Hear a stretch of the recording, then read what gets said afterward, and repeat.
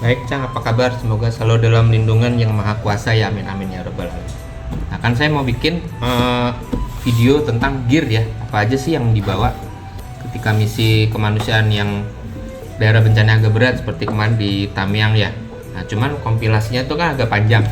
Jadi kelihatannya kompilasinya belakangan saya bikin video yang satu-satu yang sebentar-sebentar dulu ya. Salah satunya itu saya bawa alat survival untuk membuat api.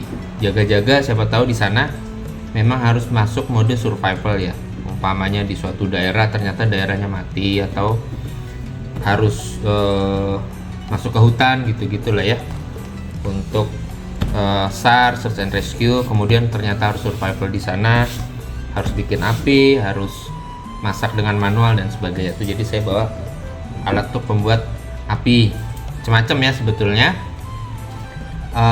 Ada yang tanpa bahan bakar ya, ini bahan bakar juga tapi padat ya. Jadi saya bawa ferro rod, ada yang kecil sama yang besar, ferrosium ya.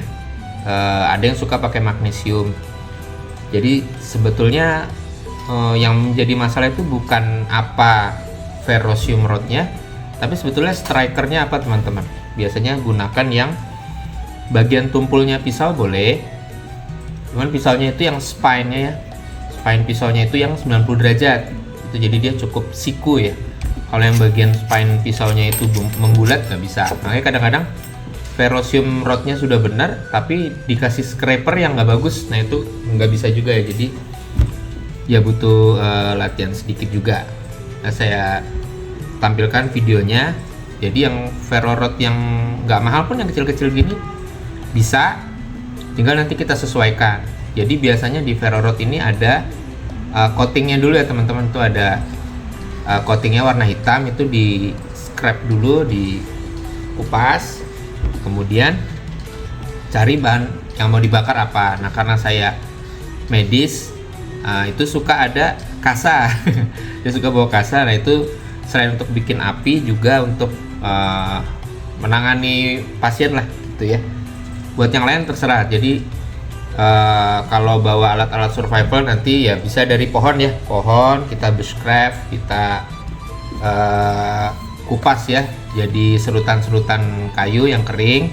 Nah itu bisa untuk awalan untuk barang yang dibakarnya.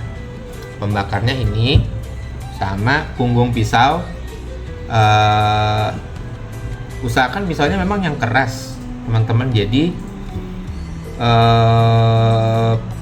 pisau yang flat seperti pisau dapur bisa juga, cuma dia kurang tebal, kurang keras. Biasanya saya pakai yang seperti ini ya, Magna Cut ini, bajanya baja yang kualitas termasuk yang terbaik, sangat kuat, terus tajam ya. Karena ini double sided, saya nggak pakai bagian tumpulnya, saya pakai bagian tajamnya. Jadi sesudah coatingnya dibuka, dikupas, kemudian kita serut juga ferrosiumnya. Butiran-butirannya itu kita taruh ke barang yang akan kita bakar seperti kayu, atau kalau saya biasanya pakai kasa, itu untuk bakaran awal sudah cukup. Kemudian dijaga juga dari angin ya. Nah kemudian kita bikin spark ya, spark. Nah seperti ini spark. Sparknya ini dari ferro rod atau magnesium itu panas teman-teman, tuh 3000 derajat Celcius. Hanya masalahnya dia sebentar ya, hanya berupa spark. Nah kita harus bikin combustion. Jadi sparknya itu jadi pemicu untuk bakar, yaitu ignitionnya aja atau lighter. Nah kita butuh sesuatu yang bisa dibakar supaya dia lama. Nah supaya sparknya ini agak lebih panjang, makanya kita serut dulu ya, ferrosiumnya ini kita serut dulu. Butiran-butiran serbuknya kita taruh di barang yang mau dibakar, kasa atau daun atau serutan kayu, kain, kertas bisa juga. Nah itu baru dibakar gitu ya, nggak harus ya. Kemudian yang penting satu, strikernya ya, strikernya. Dua, ferrosium rodnya itu makin panjang makin gampang untuk membakar ya, karena dia travelnya makin jauh, yang kita serut makin jauh, jadi sparknya itu juga agak panjang ya. Jret, plik, plik, plik, plik, plik, plik. Nah itu sambil sparknya muncul kan kita nyerut. Nah jadi makin besar ferro rod makin mudah menyalakan api yan Changqing. Sparknya lebih besar, lebih lama, membakarnya juga lebih bagus. Kemudian yang 3, diameter.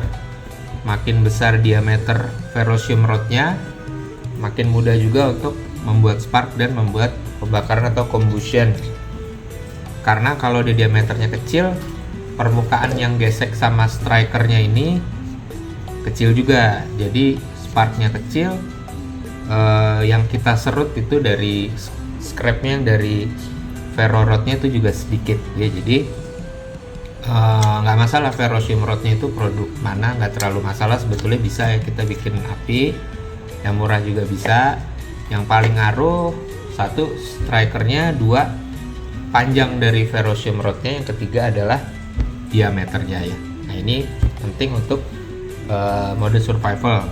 Siapa tahu kan kita harus memasukinya, beda dengan bushcraft ya. Kalau survival kita berusaha survive untuk keluar dari mode survival, tapi kalau bushcraft kerajinan semak ya, kemudian camping. Nah kita memang menempatkan diri, merencanakan diri berada di situasi itu ya, berlama-lama gitu. Kita berlama-lama bushcraft, kita punya pondok di pinggir atau di tengah hutan. Ya memang kita pengen melakukan hal-hal yang terkait kayu ya, woodworking. Camping juga gitu, kita udah mempersiapkan diri. Tapi kalau survival itu kita survive untuk keluar dari mode survival itu ya, menuju situasi yang lebih stabil. Apakah ini saya gunakan waktu kemarin? Enggak teman-teman. Jadi kita sudah di sana, kita assessment, kita menentukan misi kita untuk menghidupkan RSUD Muda Sedia Tamyang. Itu udah berhasil kita lakukan pembukaan pelayanan di sana. Jadi saya tidak masuk ke mode survival, tapi beberapa gear survival saya jaga-jaga bawa ya. Sekian, semoga bermanfaat.